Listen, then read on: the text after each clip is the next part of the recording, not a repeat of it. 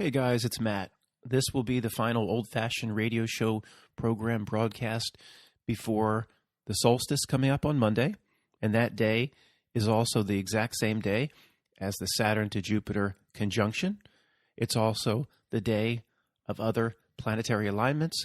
It's also the day of other astrological phenomenon that comes potentially, if you line everything up, every thousands of years. It is beyond a 1 in a million. Now, with all that, the doom and gloomers are out all over YouTube, penetrating the truth community. They're all over the place. Oh my goodness, what's going to happen on Monday? You have theories that range from the sky's going to open up to, there'll be a new wave of energy and everybody will just go out and embrace their neighbor.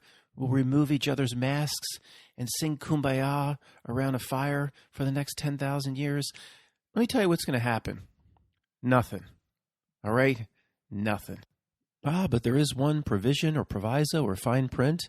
Nothing that will affect the physical world, at least the way these truth channels are talking about it. There could be a lot that happens from a personal frequency or spiritual perspective. Those that study astrology talk about the Saturn to Jupiter conjunction setting the tone for the next 20 years, putting individuals as well as society, a lot of different things on a certain trajectory. That's very hard to move off the trajectory for the next 20 years. And look at the way the creeps have put this society into a certain trajectory based on what's happening now. It is beyond anything any of us could have fathomed a year ago. I'm open to a lot of things, studying what I do for 10 years. Somebody would have come to me a year ago and told me that in 4 weeks they're going to have this accomplished. In 6 weeks, the entire Western world will be covering themselves up. And all this, I would have said, no. In terms of what was pulled off on 7/11 and everything they've done, it's just incredible, the means and the reality buttons and levers they have access to. But I would have said, nah, they can't get this done. And for all the YouTube doom and gloomers about all the what's gonna happen to the skies and explode and what's gonna melt on the solstice on Monday and just hunker down in your basement. Why would there is one group in this place or this earth, whatever this is. There is one group that seems to have ancient knowledge and their hands on certain reality buttons and levers, people that actually know what CERN really is. See, that's still a mystery to most of us. Why did they do all this with putting the entire Western world into a face covering and all the things they've done? Why did they do all this if, we're all going to blow up on Monday or something really bad's going to happen and, the poles are going to shift and all this? Why'd they do all of it? Doesn't seem to make sense. Why would even Disney be releasing the movie Soul on Christmas Day? Direct to Disney Plus, I believe, and select movie theaters where you're allowed to put more than 5 people in the movie theater. And this podcast can present no sponsors. There can be no sponsors because this podcast going out before the solstice, it's very important. We get into the right frame of mind to put ourselves on that trajectory of calm, no fear, going through the solstice, to carry ourselves through for the next 20 years. So if I were to say something about a certain type of retail outlet that is, up and down Little Rock, Arkansas, that could be considered hateful. And I certainly can't afford that just a few days before the solstice. Well, Matt, that's why they released Soul on Christmas, because right about that time period, we're all going to die. Well, maybe then, but why are the Wachowskis working, or brothers and sisters? Why are the Wachowskis working? Is that hateful? Why are they working on The Matrix 4 for release in March? So you can almost point to these movies and say, at least we're going to still be here in March. Oh, Top Gun 2 is coming out. Well, we should. I don't think the system would go through all that if everybody's going to blow it up. At least we'll still be here then. Just look at major movie productions. Now, if all the movie productions stop and there is no new content coming, you can say, oh, maybe we are going to blow it up. But guys, here's what's going to happen. Here's what's going to happen on Monday. Nothing. Just see it from a normie perspective. We're looking at all this stuff in the truth community. Normie's going to be worried about getting last-minute gifts, running around, fighting off Sinbad, trying to get Turbo Man, jingle all the way, store after store, getting beaten up by Santa Clauses, fighting off Sinbad. That's all the normie's going to. Isn't? You think the normie gives one crap about something's going to happen in the sky, and there's going to, make sure they have enough canned goods in the basement and all this? Okay, enough on this. All right, the things that will happen are energies, frequencies, personal trajectories, energies that affect people's spirituality, moving upward, not downward toward the abyss. These are the types of things that will happen. And from an individual perspective, they're incredibly positive. They can be incredibly positive going into the solstice. These energies are here. There's a reason the ancients studied astrology as their number one, way more than any other field of science. Astrology dominated for thousands of years. There's a reason for that. I mean, if it didn't reveal anything, they probably would have found out thousands of years ago. Somebody would have said, well, why are you still doing that? It doesn't work. You keep coming back to me with it doesn't work. Well, something must have worked or would have gone away. And that's where they just downplay it and they put it on the back page of the newspaper. It's just a horoscope. Well, what's your horoscope? Isn't this fun? Oh, it doesn't mean anything. And then they portray psychics and those that read tarot, and they just, movies and TV shows portray them as quacks, as charlatans. Even it started with Dr. Marvel. Dr. Marvel rooting through Dorothy's purse, looking for her birth control. Or what? He found a picture of Annie M. and he used that to scam her ass. And he scammed her later, with a different incarnation of him as the Wizard of Oz. But these people are portrayed. It's just fun. And the ones that do it, they're scammers. To me, if the system portrays it that way, then it's all real. That's kind of the way it works. Again, look at the way the system, through its movies and TV shows, portrays those that read tarot and psychics and those that heal with certain types of energies. Priscilla Barnes, she was the third Suzanne Summers on Three's Company, the last blonde on Three's Company. In Mallrats, she played a psychic with 3 nipples. I mean, if they portray it like that, then it tells me it's real. So they portray astrologers as, just Wildwood Boardwalk quacks. So let's try to apply the 179.5 principle, take the opposite. They portray this group as quacks, so that's probably all real. What do they portray very seriously? What do they push to the top of society's achievements and technological superiority and intelligence? And you have to be an MIT PhD to be involved in this. And, the space program. So you just flip it. I see. The space program. So that's the bullshit.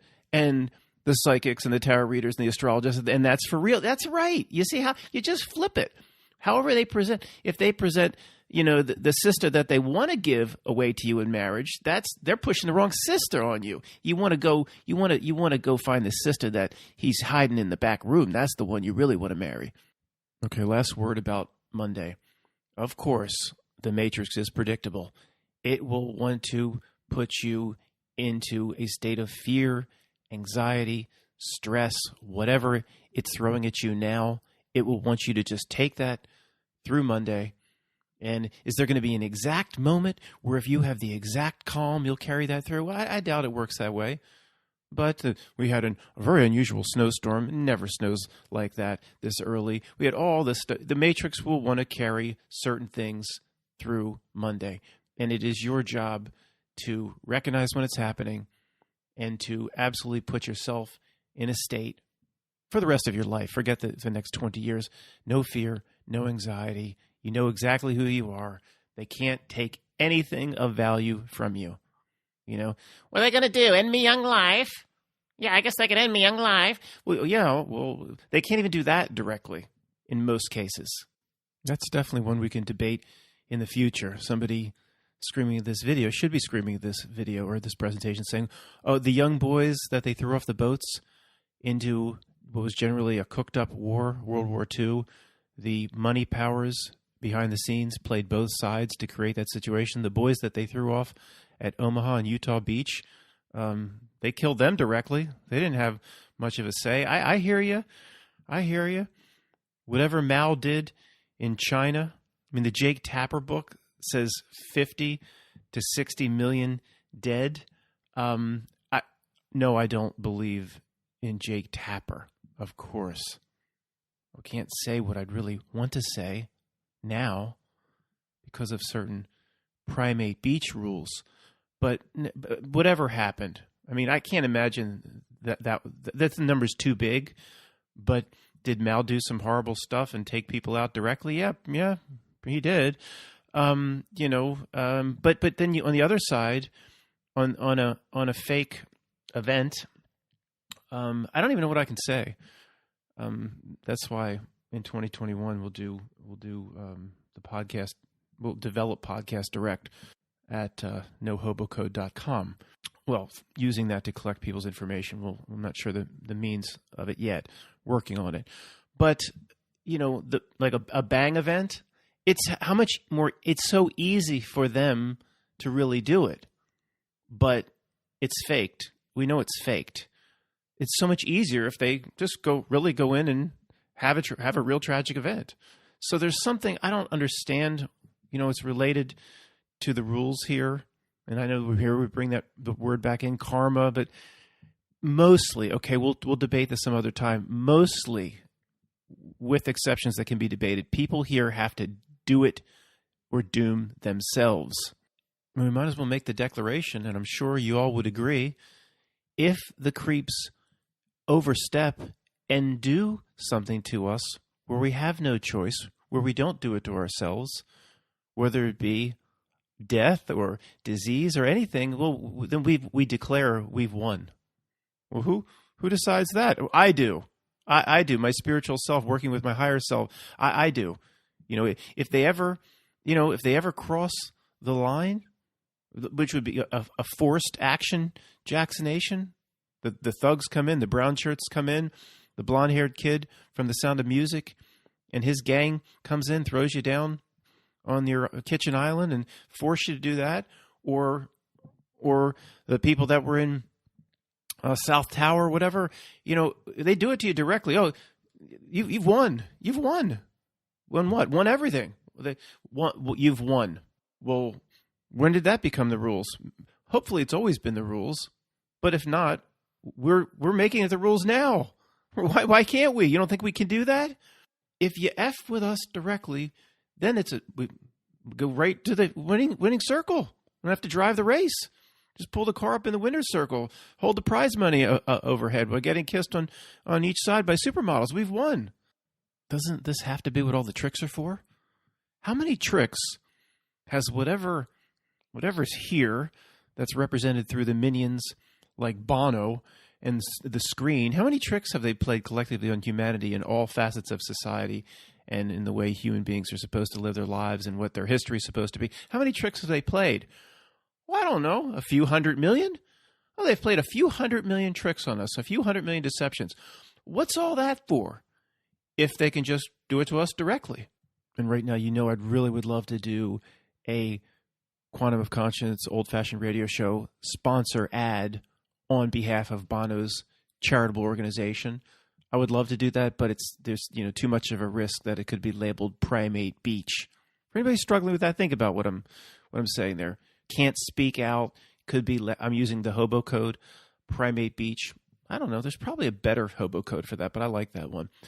But I can say that in certain years, Bono's charitable organization was audited, and they found that between 1% and 2% of the money made its way to the charity. That's even worse than the Melvin and Belinda Gates Foundation. Melvin Gates. See, I can't even say that. That's worse. See, in the case of the Melvin and Belinda Gates Foundation, a lot of money goes flying through the foundation. You could look and say, look, Matt, 100 million here, 100 million here. That's all this. Look at all the money. Well, guess where it's going? It's going to organizations that don't need money. It's going to UNESCO. It's going to the Harvard Foundation and the Harvard bank accounts. It's going to Stanford Research. It's going to the Ford Foundation. And then it's the charitable organizations pass it back. It looks like there's a ton of money flowing. But can anybody say, well, I don't know. Like, at least you could go to Habitat for Humanity and they build a house and they move the house, the people into the house, and then within 10 days it becomes a heroin den. But at least Habitat for Humanity builds the damn thing and you can see the family move in. Well, that's something. Well, can you show me from the Melvin and Belinda Gates Foundation, can you show me anything on the ground, what was done? Can you show me anything? Put something in my hand as to what was created, or I'll hold hands with someone that's been helped. They can't show you that.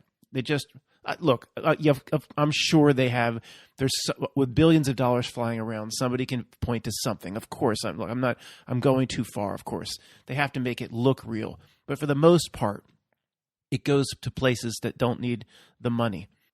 To wrap up and move on to important things, not just to focus on Boner, the lead singer of the Irish band, and his charitable organization. If anybody's saying there's no way, man, that can't be right, almost 99% of the money they collected went back to themselves. Yes. Go look it up. Maybe it's like 2% and 98% went back. It means of all the money they collected, however they collected, I don't think they have a whole army of people like the Salvation Army ringing bells with red cauldrons. Maybe in the case of Boner, it's a black cauldron with smoke and bubbling over it. Who knows, with green frogs jumping out of it. I don't know how they collect their money, but somebody writes $1 million check, $990,000 goes to the executive salaries, to remarble the floors, and of course the dinners. All the charitable organizations and nonprofits and Washington D.C. NGOs and PVOs and USAID. Look. There are some little organizations inside some USAID, and they actually do go to Africa and they do help with the farming, and there are good people inside. But as the charities get larger, they get more corrupt. We know the story. I don't want to doom them all. There's a lot of good people who don't even understand, the fraudulent situation they're working in. There's been a lot of good people that have volunteered for the Red Cross that don't understand how much waste there is. So I'm not putting everybody in that category, but they have their dinners. They will go out and they'll order a $500 bottle of wine, and it's a business dinner for the charity. Boner's coming around and said, don't order the $500 bottle of wine. The Rothschild actually has a winery. There's a Baron de Rothschild wine, a Pinot say it was 2004 Pinot, and that's $1,500, which it absolutely can be. One of the Rothschild wines, I looked it up once, was $1,300 to $1,500 or so. Let's order that. 100% a write-off. 100% a write-off because it's a business dinner. That's where 99% of the money went to Bono's foundation. And guys, this is a truth drop on purpose as well. There's ways that Boner could stay in the shadows and all that. Certain things have to get out because I don't know if it releases karma or whatever. Nothing happened to Boner. Nothing happened. He continued to be very respected in the charitable circles that he runs in. If anything were real, all the charities would have pointed at him and hissed at him. Boo! He would have never ever been invited to a charitable event ever again. But his status in the charitable or in philanthropy circles never waned, even after it was publicized that only 1% made it to charity. And if the 1% made it through Bob Geldorf's organization, that wouldn't have gone anywhere anyway. Live Aid, that didn't do anything. Anyway, we could talk about these frauds all day long. Let's get on to some more important things.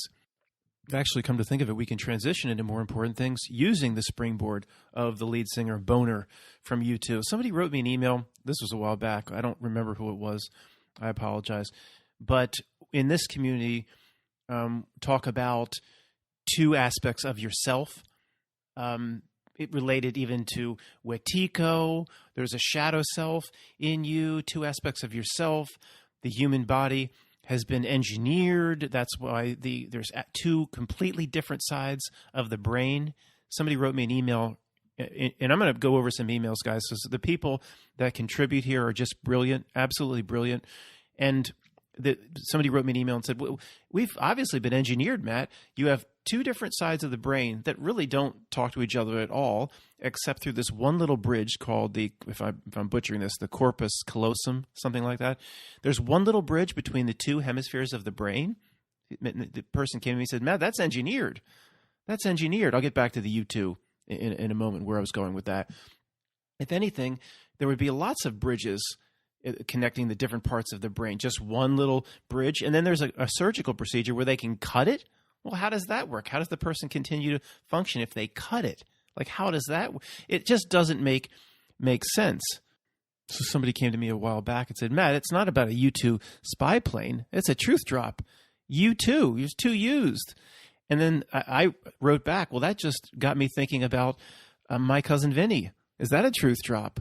The two Utes. The two Utes. What was that, sir? What'd you say? Did you just say a Ute? Oh, I'm sorry, Your Honor. The two youths. Look, we know truth drops are in the absurd, and I don't know enough about this to just speculate. It's just interesting. Somebody said, "Wait a second, Matt. Look what U2 is a truth drop.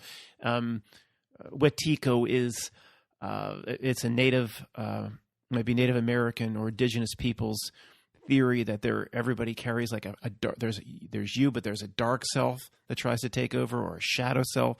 So, guys, our tuning fork is pretty good at this point. And I put in an old CD. Vanessa VA's got me thinking in terms of what the message that music's delivering to me. I put in an old CD, some guy we saw down in Philadelphia 10 years ago, and the spiritual message that came through was unbelievable. Unbelievable. I'd like to even cover it sometime in 4 songs. Do I believe he's some high-level initiate giving some spiritual information to those that are tuning themselves to be able to respond to it? No. It's like channeling. It came who knows how it came through this little singer that we saw. So I'm starting to pick these messages up. But there are these messages we're finding is all over the place, and it is in the absurd. And it could be in the two Utes, saying there's like two aspects of yourself, two yous, or the band U2. It's all over the place. And the more and more we see it, of course, the crazier and crazier we become to the geniuses around us. See, it's condescending. I shouldn't say it that way. The new souls around us need a lot more time. Then it's like, if some baby's born, I'm not going to be like, really pointing at it like it doesn't know shit about shit. It doesn't even know how to tie shoes. It can't talk. Just laugh at the baby. No, it needs to be nurtured. The baby requires more respect, more care. Maybe we should adopt that attitude with the people around us. We should. Okay, the first brilliant email I'm going to cover is from Neil F., and it's on something called the law of plausibility. The law of plausibility. Now, you say something is plausible, just simply means from someone's perspective, yeah, it's believable, or yeah, it probably happened that way. It's plausible that this is spilled over because the cat did it. Just plausibility. We don't know for sure, but it's plausible. Okay, he says, the control class seems to use what he's calling the law of plausibility, and they use it in everything they do. They make sure that what they are presenting just reaches a certain threshold or crosses a certain line of this air of plausibility. See, he's going to say here, all they care about is reaching that level. They don't have to be perfect. They don't care if there's major holes in the stories. They don't care if they're smoking guns and ridiculous moments all over the place that truthers like us can latch on to. He says, in fact, they prefer it this way. They only care that their story has enough plausibility for, he says here, the muggles from Harry Potter, the muggles to say, yeah, that probably happened the way they say it does. Okay? Just enough. They don't have to be perfect. We'll circle back and discuss this in a little bit. Let me continue his email. As long as they have the air of plausibility in whatever they're presenting, the brainwashed masses then invent the facts to fit the narrative. This is the key. People will invent the facts on their own to fit the narrative. As Joseph Gastrow, Jastrow, said 100 years ago, create belief in the theory, then the facts will invent themselves. The masses then go to work defending the plausibility narrative by inventing facts that fit the narrative. There's only certain facts that the brainwashed human mind can invent to fit certain narratives. The controllers probably play out in advance what set of possible facts those are and make sure in advance they frame the narrative or their theories in a way that only certain facts are available to the human mind to be created. Now, I'm not sure if Neil meant to go here or not, but this is where I'm going to take the interpretation of this. Now, at first, somebody listening to that might say, yeah, Matt, it's what we said, the law of plausibility. They don't care anymore. They know nobody's paying attention. Oh, this event's just sloppy. I don't buy any of that. They don't care, so it's sloppy. Yeah, it had some Bobby moments, and this had that problem, and this had a inflated tire, and this had a smoking gun, and this had this pissed on breadcrumb. They know nobody's going to pay attention. No, but see, one of the things I think potentially this law of plausibility is saying, it goes back to what I believe how reality works.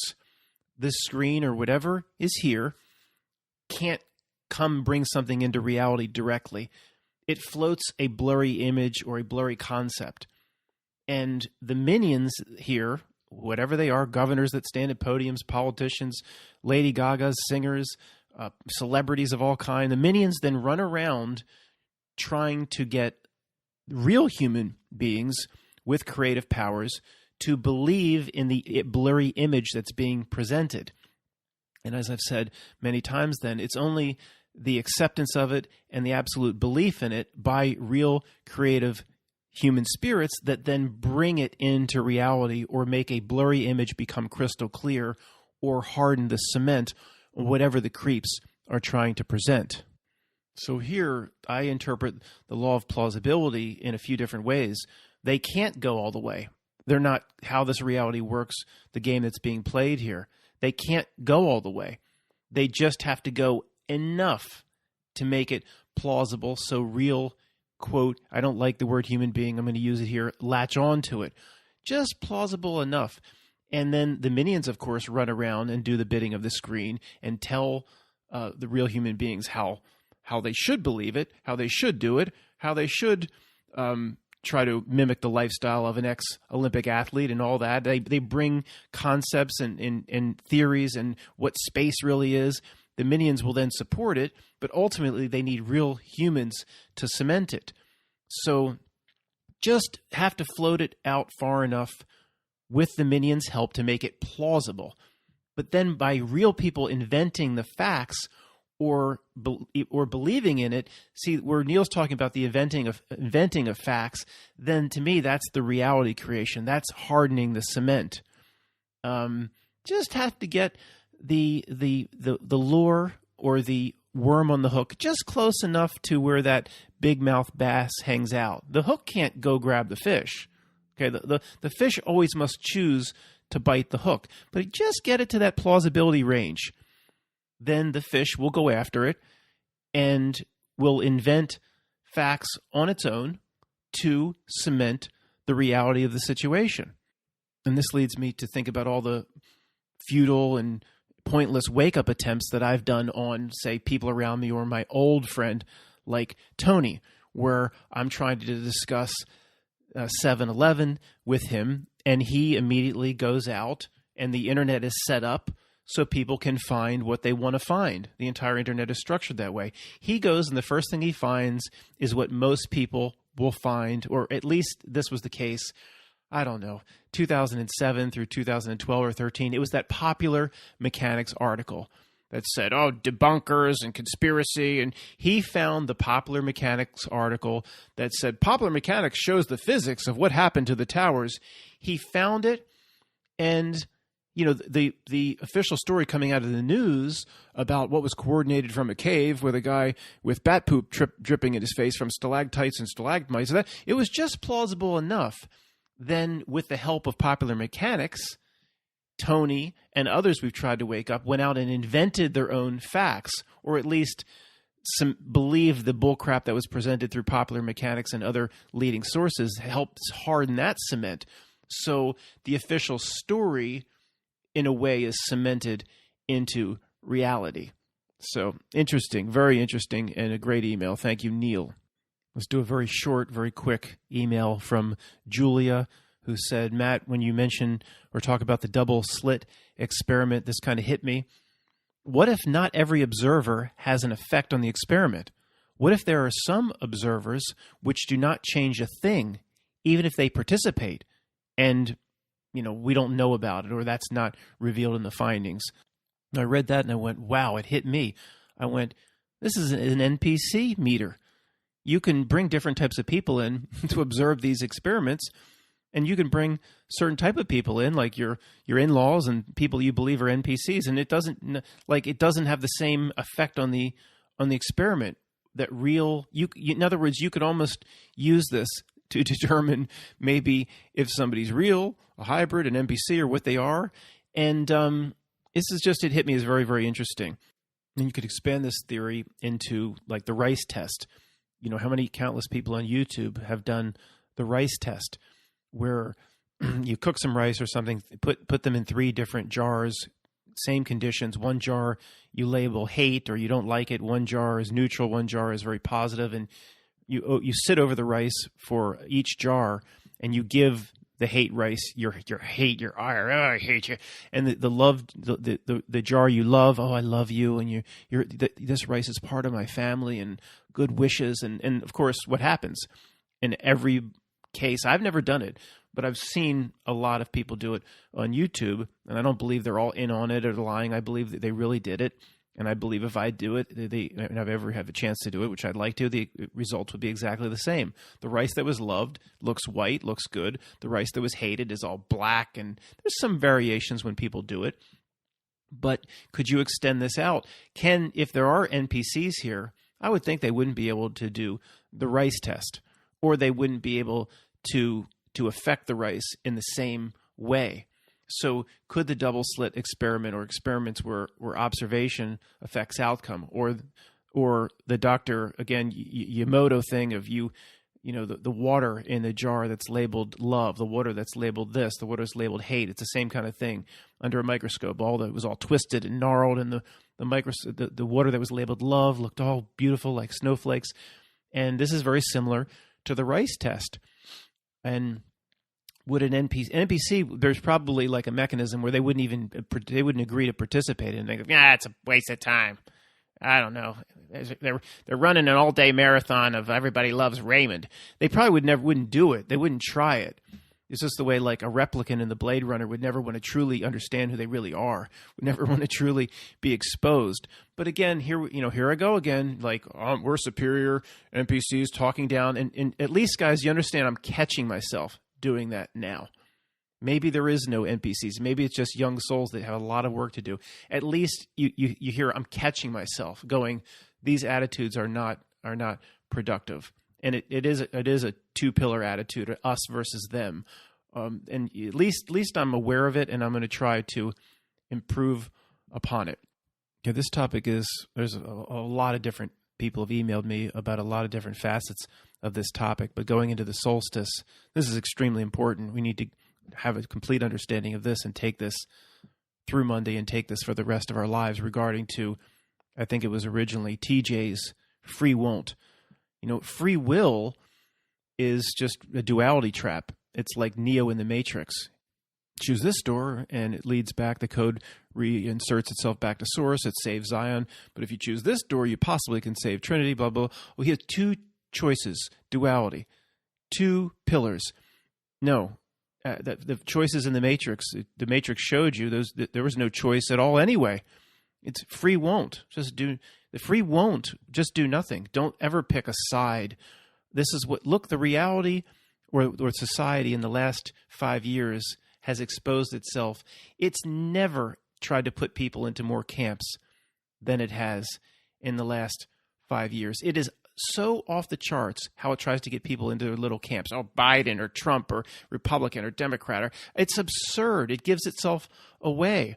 A free won't, I don't know what free won't would have been in that Matrix example. Maybe just plop down on the floor and say, I'm not going through any door.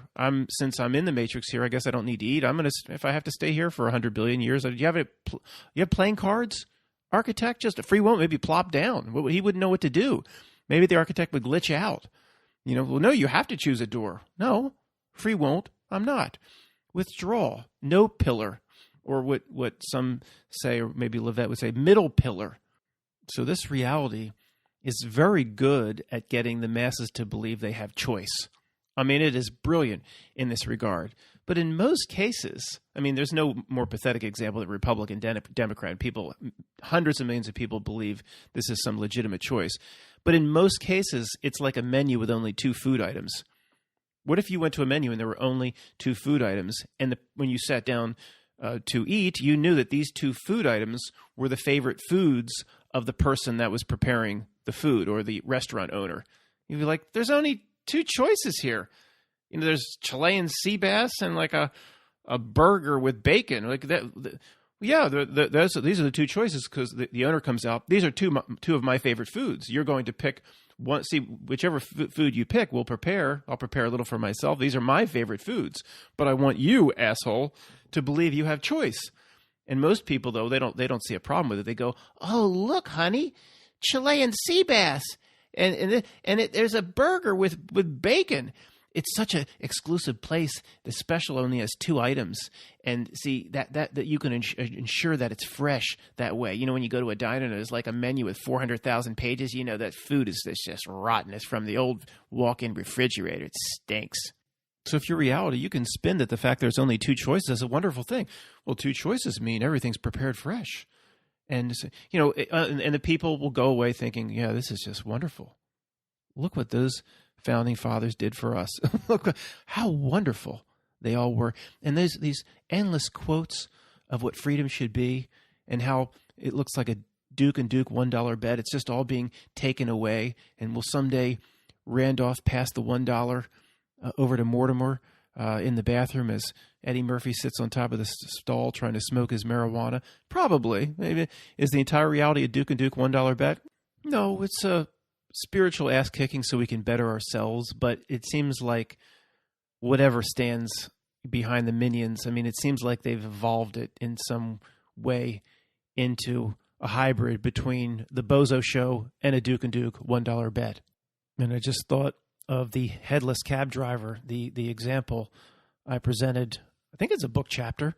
But yeah, we took a break in the book and presented the example of the headless cab driver. And it gets into, for anybody struggling and doesn't understand what I'm saying, and why would you? Heck, I forgot about it. You guys all probably forgot about it too.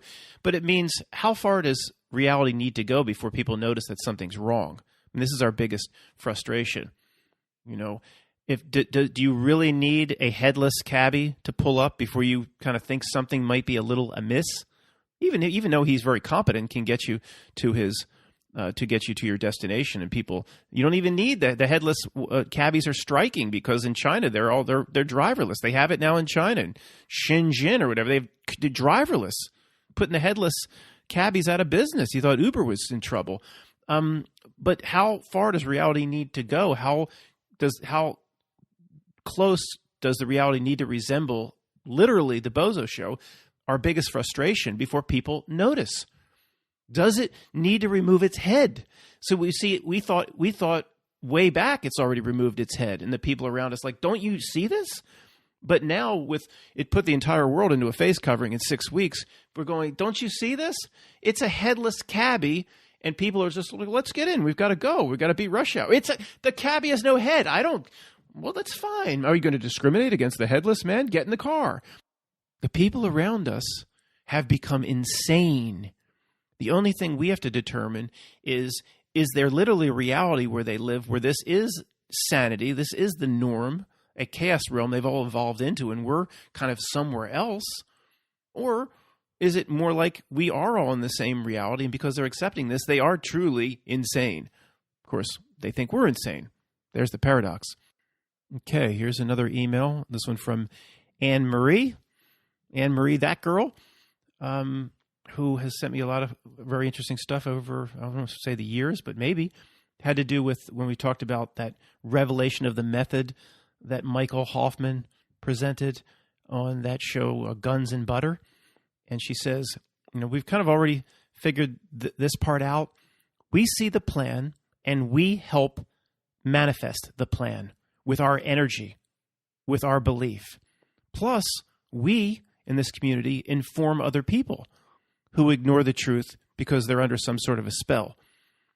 Now, which the controllers believe is enough to eliminate their karmic debt for the plan. Okay, but here's the heart of it.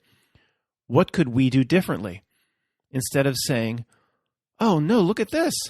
Don't you see what they're doing over here? Don't you see this evil scheme or this trick or this plan running around doing probably whatever it wants? We'd say, therefore, this awful thing is going to happen. Bringing that into manifest. Instead, say, I see the trick. I see the false flag. I see what they're trying to accomplish. But, the truth community has to get it. I'm kind of inserting a lot here. Truth community has to get a clue and not help bring it to manifest it, not help bring it to life. Just say, well, as soon as you see it, say, well, wait a second. I'm not giving any power or energy to it every day in terms of what's happening right now. This will fail. How many people listening to this are in the truth community every day take just 5 seconds to go out as they do whatever, just pause and say, this will fail. This is my intention. How many people exercise their power as if they have power? Almost none of us do this. Why not? So only discuss the tricks with like-minded people. Don't run around and do what they want.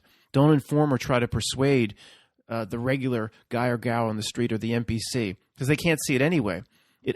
When doing that, us running around only shifts, she says, the karma away from these want-to-be controllers. She won't even call them controllers, want-to-be. Everything Amory does here, she's making sure there's no power into not only their tricks, but who they are. And they've played us beautifully in this regard. Matt, you just did it. Well, yeah, I just did it. In terms of how we refer to them, powers that be, controllers, all of this. I want to call it evil genius now. That's assigning respect to it. I have to really think about how we can completely get out of this. She's saying we have to basically sit on the middle pillar. We aren't giving the plan energy by trying to stop it. We shouldn't give the plan energy by trying to stop it or go out and fight it. We observe it dispassionately and then simply make sure we announce our intention that it will fail. And I'm thinking, how many of us do this? Every morning I try to do it. I try to do it usually along the lines of the yin and yang, as if they're able to take, the reality must give to me. And just at the end I pause and go, it's so over the top what is being done, it will soon be exposed as basically a laughing stock. Or it will crumble. There's no way something this absurd can continue. If enough of us did that, would there be a tidal wave of energy behind it? There's very few of us that do that sort of thing daily. And this is the good advice that Anne-Marie brings. Thank you. Okay, next one. Check this out. You think this dude Boris is smart?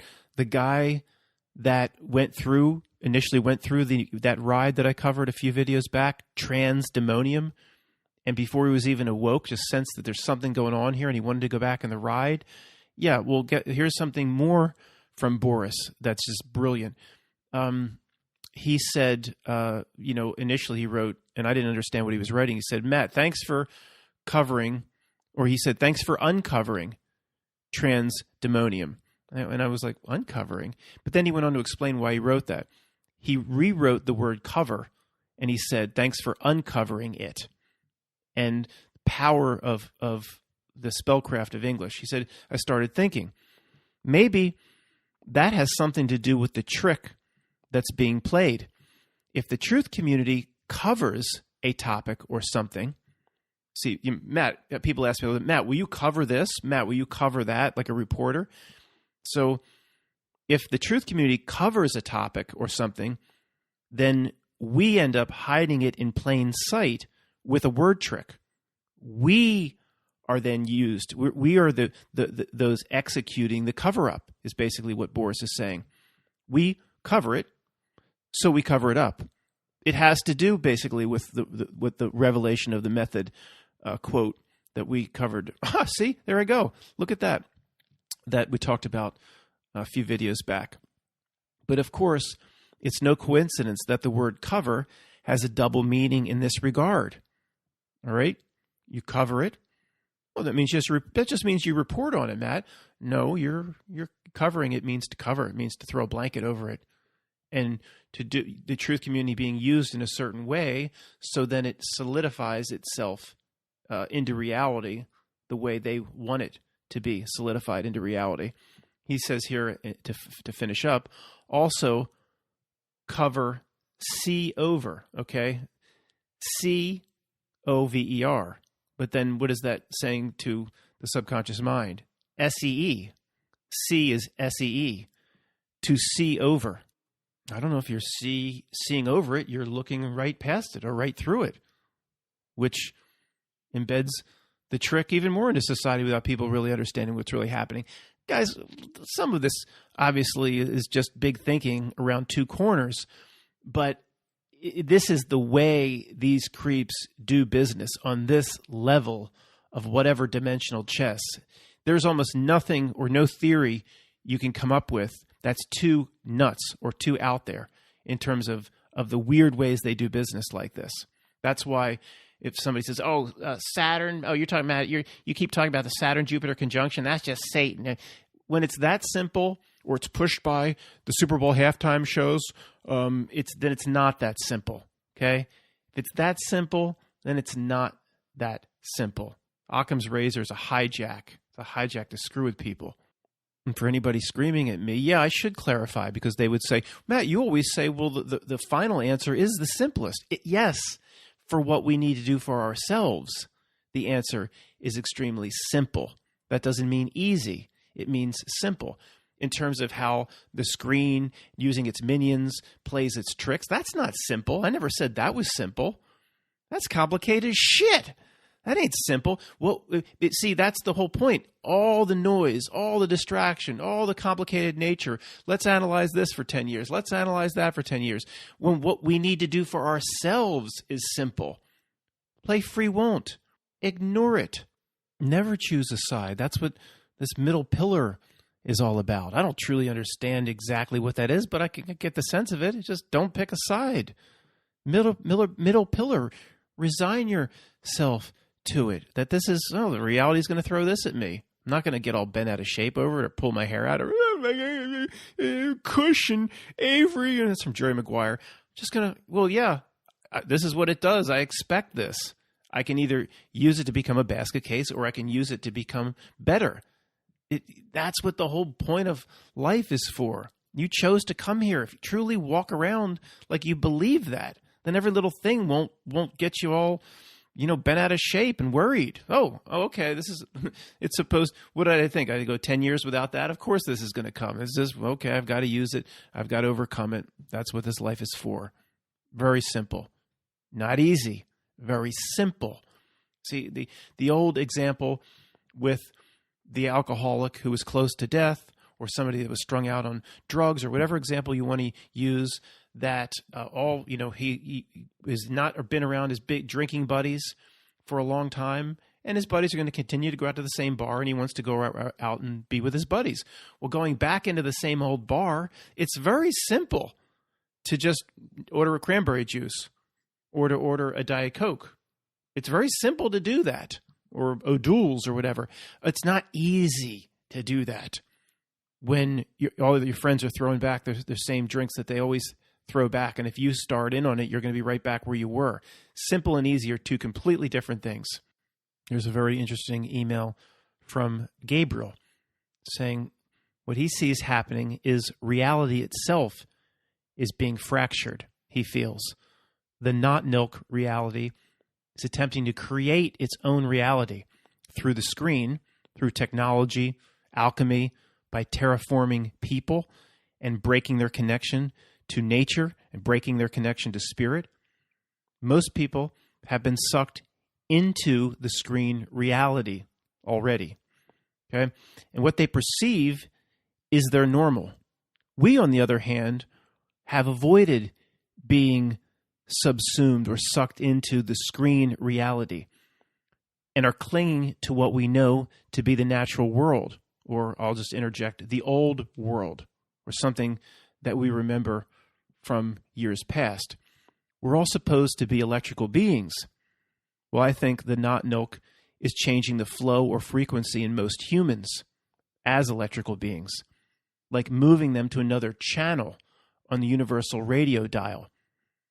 It says this may sound bizarre, but I think this new, RNA altering, the action Jacksonation was supposed to work off someone's RNA, which is related, of course, to DNA, is just the next step, he says, in this agenda. This would basically leave two different beings, two different types of creatures, beings sharing the same physical world, he's saying. But we will basically be two different species. Now, at first, it seemed like he's saying literally, he's probably saying both are on the table. Two different species in the same physical world, or basically two different species that are kind of in the same physical world snow globe, but basically or potentially in two different realities. I don't take that off the table. A lot of interesting YouTube channels over the years talked about reality overlays, and I've mentioned it recently. I'm mentioning it again. I don't understand it. There's something there to it.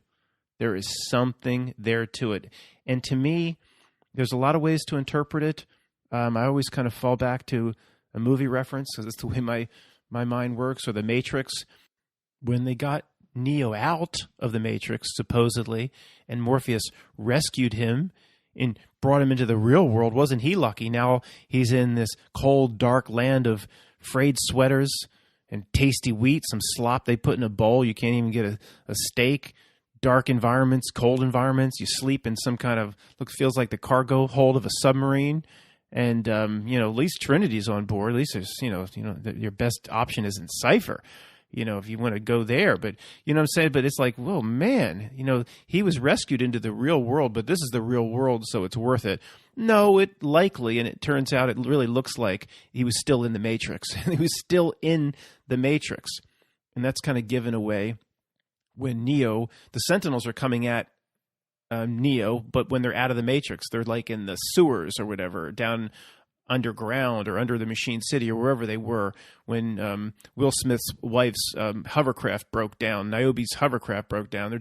And here come the Sentinels in the real world, the metal machines, and Neo just puts his hands out and stops them. Well, doesn't that mean you're still in the Matrix, dummy? You can't do that in the real world. There's other evidence that they're probably the real world, okay, is likely still inside the Matrix.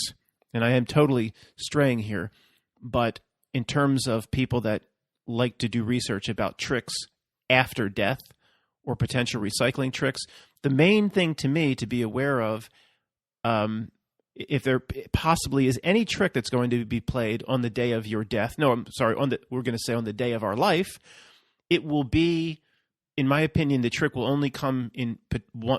I don't want to say only come in one area. I don't think there could be any tricks anyway if we have the right mindset, intention. There's nothing that's going to be able to F with us on the day of our life, but we're prepared for anything. Why shouldn't we be prepared? It will be most likely in thinking or getting to you to believe that you're completely dead when you're in like this region between life and death. I think that's how the trick would be played, if they're able to play it at all. And because we see through all the tricks now, we'll probably see right through that trick. It's like Mobile Avenue in the Matrix, where Neo was stuck in the white tile, the subway, he couldn't get out between worlds, and that's Mobile Avenue. That's an anagram for limbo. So, on the day of your life, be like, well, make sure this isn't some green room where they're going to try to get me right back. Make sure I'm truly dead.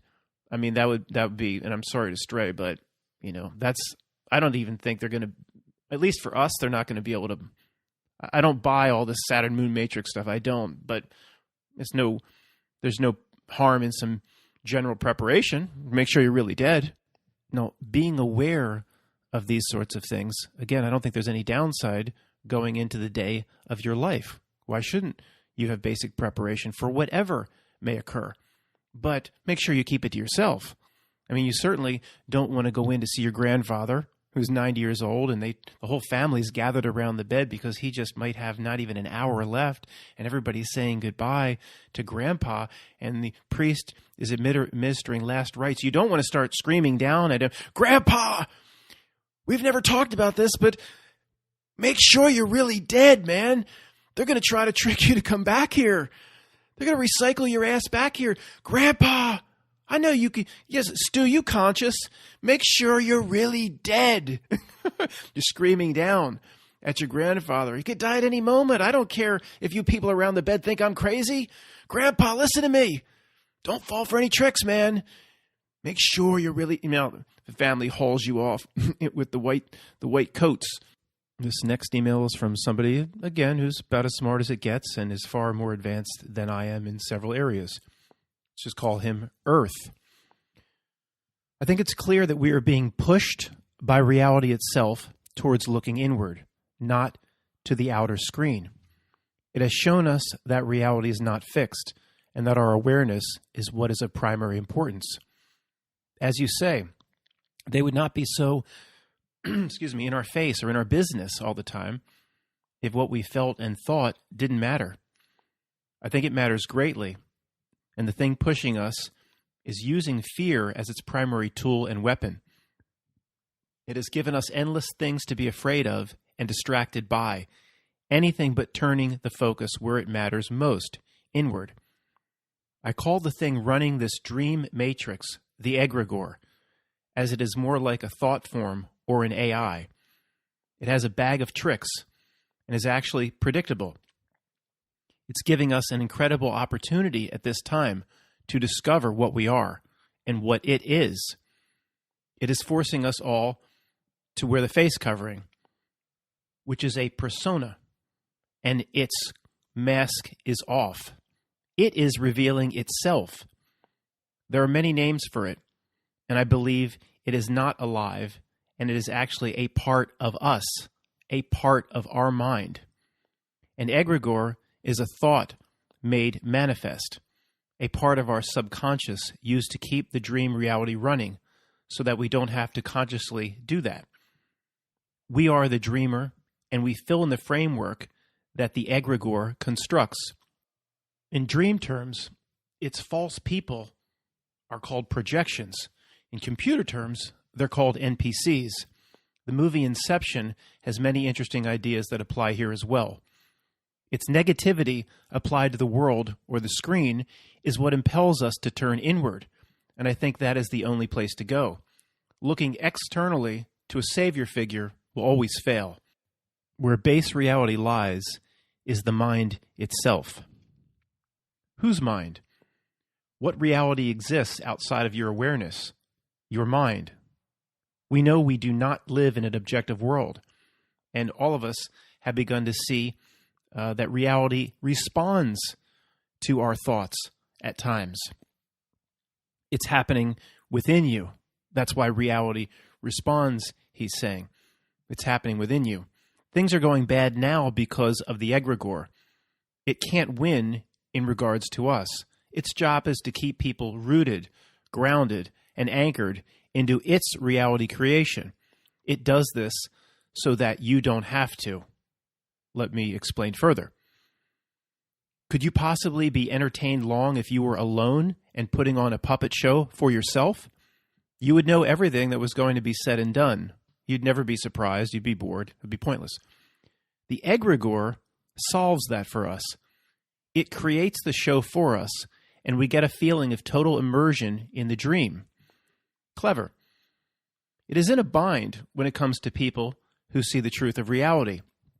It can create more and more disturbing and distressful situations in order to keep us rooted to its dream creation.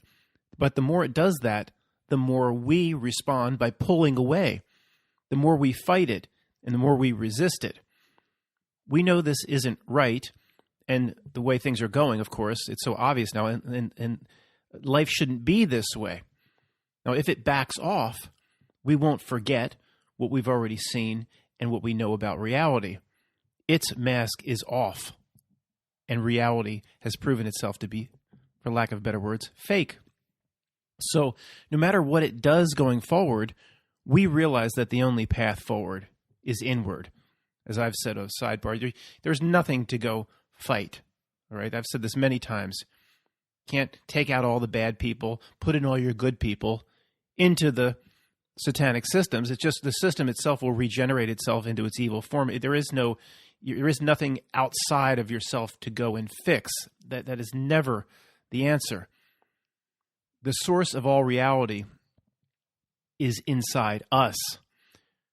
I have a feeling that we need to control our fear and our emotions, and that is what the egregore is using most of all to keep our screen from changing. No matter what BS it puts forward, we know at this point it's all fake. The egregore needs to be made to work for us so we can continue on in a far better dream, one that we don't have to create ourselves like a puppet show. The waking process is very difficult, painful, and even scary, but now we know it's all fake. There's no going back to believing in a nihilistic and materialistic world. So in a way, we should thank the egregore. The current dream situation, though, must end. Now, this is Matt talking. I'm certainly not qualified to put words in Earth's mouth, but just a few things need to be filled in here for some people that might be struggling with a few things. He doesn't say it in that email, but I think he would agree or believe, or what I'm about to say, that, again, you can't put a puppet show on for yourself, put puppet on each hand and have fun with that. The egregore, we pretty much created it. You know, the dream experience, the immersive dream experience has to be real for the learning experience. The mind wipe has to be there. Oh, I remember who I was, and I'm not going to take it. You wouldn't take anything seriously. The worry and stress and anxiety, eventually you have so much of it, and you go, this isn't normal, natural. I'm going to evolve out of it. So it's not like this egregore he's describing, or he would describe whatever is called the egregore in this email that I presented is like what I call what stands behind the screen, tries to shape and manipulate reality through its minions. He would likely say, yeah, we created it. We created it, and then we actually agreed to the mind wipe. None of this would work for us. This whole experience wouldn't work if there wasn't a bad guy, the a-holes playing their role. You know, all the jerks and the minions we talk about, they're playing their role. They're necessary here. So the egregore, it's kind of like as we start to win and figure things out, the egregore, he would say, you know, it was put there maybe by us, but it's constantly trying to react to us and fulfill its role. It's like the key maker in the Matrix. It has a mission to do certain things, to distract, to confuse, to take people off the right path. And so it's he would probably say the reality is getting so insane, so bozo show, because so many people are coming into being where we are that it's becoming more and more desperate in its reactions, or it has to return to its same bag of tricks. But it's not like, oh, it's all powerful and it could harm us and hurt us. I think he would say, no, we put it there. It's not a big deal. We put it there. And it's just fulfilling its role, okay? So it's not, in this case, is very different what's being presented here. And I don't know the exact answer, but what's being presented here is very different than a very nasty Satan is out to get you at something that, you know, people, the way a Christian would think of Satan is, at least in this incarnation, oh, he's so all-powerful and we have to avoid him. And this is the opposite approach. This is like whatever is playing the role of Satan, we put it here. So we have a learning experience. It's a much more powerful, if it's correct, powerful position to be seeing things through. Here's another email from, quote, Earth. So regarding, I found a revealing insight on how we're being used. One of the titles of my videos, How the Truth Community is Being Used. We know that. He says, I think the initiation is for us, since, as you know, the masses don't believe us and won't listen to us anyway. So I don't think the information is for them. Long story short, the egregore will use any narrative necessary to anchor us to its false reality. I've noticed that certain conspiracy stories are not immune to the Mandela effect. I've forgotten the specific change since it was years ago, but the new NWO, New World Order narrative can change as well. This is not surprising since literally anything in this realm can change. This goes with what Matt has talked about, fluid reality. So maybe the whole NWO takeover is an egregore story meant to be disturbing and upsetting. And the more we care about that, the more grounded we are to this place. Yeah, Matt interjecting. No question. Every one of its breadcrumbs for the truth community is basically pissed on. So we get down on all fours and start gobbling them up. In terms of people around us and what we've been talking about recently in videos, he says, maybe we can't wake them up because they're literally a part of our own mind projected onto the screen. Talking to them is like talking to a character in a dream. You simply can't use reason with them. They're potentially not as real as they appear. Maybe we haven't been in this dream as long as it seems. How do we know?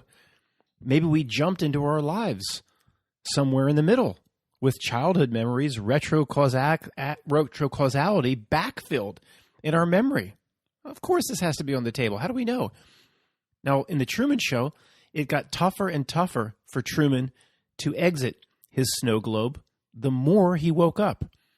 Christoph, that was the Ed Harris guy in the control room. Christoph, they play their little games with words. Christoph was constantly running interference in Truman's life to the point where it became obvious to Truman that something unnatural was going on. Christoph, in this case, plays the role of the egregore. Here's a very interesting email from Regina on ancient gods and goddesses. I mean, not just Greek gods and goddesses. Every culture has this pantheon, I think it's called, of just multiple gods and goddesses, Celtic or Celtic and Norse, and there's just each, now the religion monotheism, but the ancients, there were just these gods in every culture, 20, 30, 40 gods, and she's making a parallel to that and potentially the minions of today. So I was just thinking about something. She says, what happened to all those Greek and Roman gods and goddesses? And again, you have the Norse, you have Loki, Thor, Odin, and there's tons, multiple gods. Okay. What happened to all those gods we learned about? They seem so powerful, so skilled in subjugating the masses to their endless desires for dominion over the mortals. Why would they ever leave? Maybe, what's the degree of truth in it? Okay, is where she's going. They had a good deal here. Countless people worshiping them, fearing them. Of course, we know this is true. The ancient monuments to Zeus, statues to Zeus, all that. They had all this worship, people fearing them, writing endless epic poems about them, the Iliad and the Odyssey. They got so much attention, recognition, acknowledgement from us, and one day they just disappeared. Then she says, I realized they didn't disappear. They came to the understanding that we're finally onto them and finally figured out that they weren't really any more powerful than we were, maybe a little bit more powerful. What we think, a little bit more powerful here in this realm where they do business, but ultimately, outside this realm, not even near what we are. But they're actually, she says, like the guy behind the curtain in The Wizard of Oz, just like that, just projecting some giant head, and they're nothing. They were exposed, but in a negative way. Some Toto-like being way back when blew their cover. So they really didn't disappear, all these gods and goddesses. Blah, blah, blah, blah, blah. She says, descendants of Cain, the one Cain killed his brother Abel, descendants of Cain, potentially never able to leave this plane of existence. Is it part of their punishment for partaking in the original evil? And she says, basically, the dark beings didn't disappear. They just decided to incarnate in different forms. Here, today, they take the forms in modern society of prominent leaders, prominent businessmen, billionaires, Dr. Evils, who run delivery businesses. $1 billion. 1 million's not a whole lot anymore, Dr. Evil. Entertainers, actors. Though it's hard to picture John Travolta, a dummy like you can't say it. I can't say it. I can't even cut up somebody like John Travolta, musicians, athletes, etc. So they're in these prominent positions today so they can still be kind of worshipped as gods and goddesses. Or potentially, if not the same individuals, although some people believe it's the same individuals, the same bloodlines, since they have so much wealth, prestige, status, and power. They're worshipped in the modern era. But at the same time, they must accept the fact that we now, at least in this community, know they're not in any way superior beings. And we probably know, here they are in the snow globe, outside the snow globe. Nope, they're not gods and goddesses. A bunch of privileged, spoiled, self-important, she writes, a-holes. They can't undo the consciousness that we acquired when we achieved that seminal moment of seeing that little old man behind the curtain. After that, we've had our Toto moment. Things will never be the same. Oz was not the same place after that important moment. So that's kind of, it goes on, but that's very, very interesting. And in Oz, what happened in Oz? He just emerged as a regular person, and the whole town didn't. You think the town would have strung him up? You're putting on for how many to get? He probably collected all sorts of tax money, and he just emerged as a regular person. There's some nice people in Oz because they should have strung him up for presenting that fraud.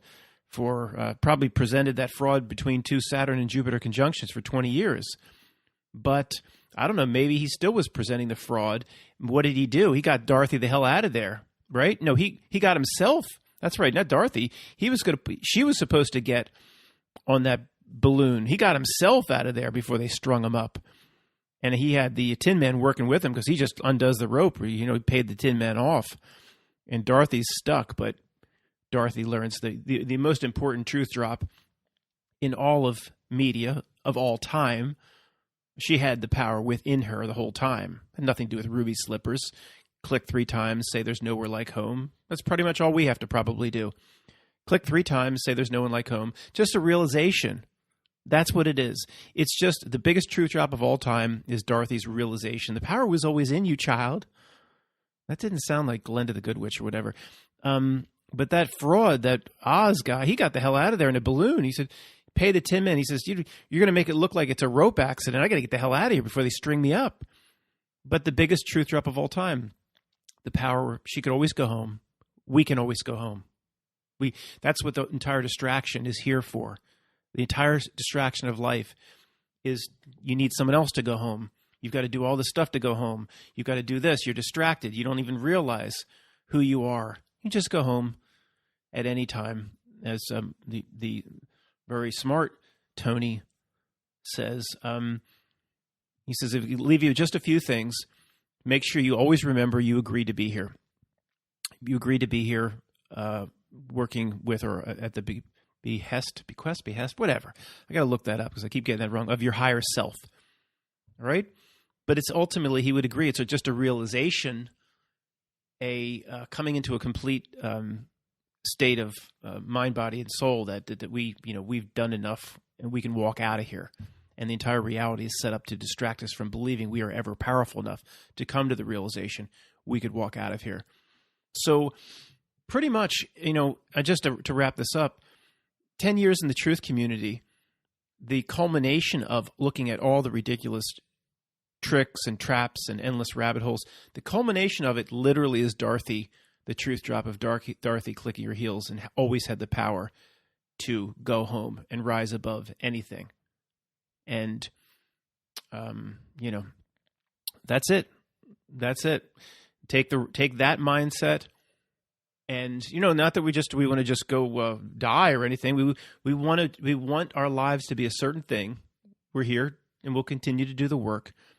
Take the right parts of yourself through the solstice and into the next 20 years. It brings me this thought of Bagger Vance. The movie Bagger Vance is about life. It's not about golf. Even before Howdy made the connection to the Bhagavad Gita, a year ago I made a video on it, and I said this is about life. This is just a tremendous truth lesson in life. It has nothing to do with golf, the underlying meaning, which is a very good movie, of Bagger Vance.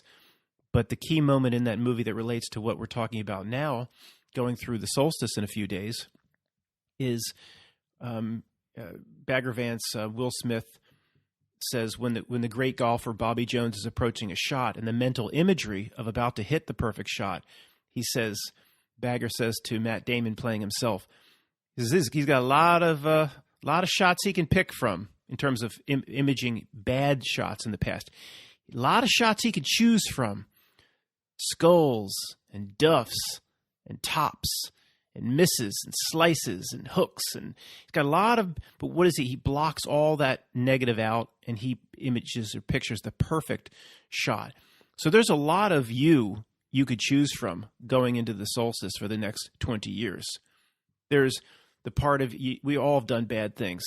Part of you that screwed over your friend in high school, or the part of you that stole $10 out of your grandmother's purse and never told her, or the part of you that did a lot, people listening to this did a whole lot worse than that. There's a lot of parts of you can choose from going into the solstice, like Bobby Jones choosing the perfect shot and forgetting and leaving behind the slices and the misses.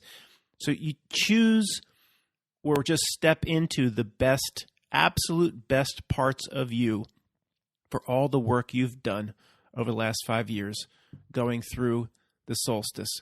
And if there is any little ritual you're going to do tomorrow, Sunday, at a tree or outside or whatever, if nothing else, in the simplest, I would, not that I should be giving advice in this area, but what I would recommend is saying, okay, if they're setting the tone for the next 20 years, I am choosing to take the best parts of me through this portal and leaving the rest behind. And basically, where they want to take society, I'm not going, and I will take myself in my own reality where I want it to go, where I choose it to go. And life will be incredibly fulfilling. It will be the beauty and good in everything. And on the day of my life, whenever that may come, it's simply Dorothy clicking the heels together. Always had the power to go wherever, to go home, to go where she needs to. And once you see the magician's trick, it don't work no more. Once you see it's just some pathetic magician trying to pull some rubber rabbit out of a hat or something, it's just it don't work no more. And the tricks don't work on us in this existence, in this life. Whatever tricks they potentially bring on the day of our life aren't going to work there either. Take the best part of you through Sunday, through the solstice, and through for the rest of your life. Thanks for listening.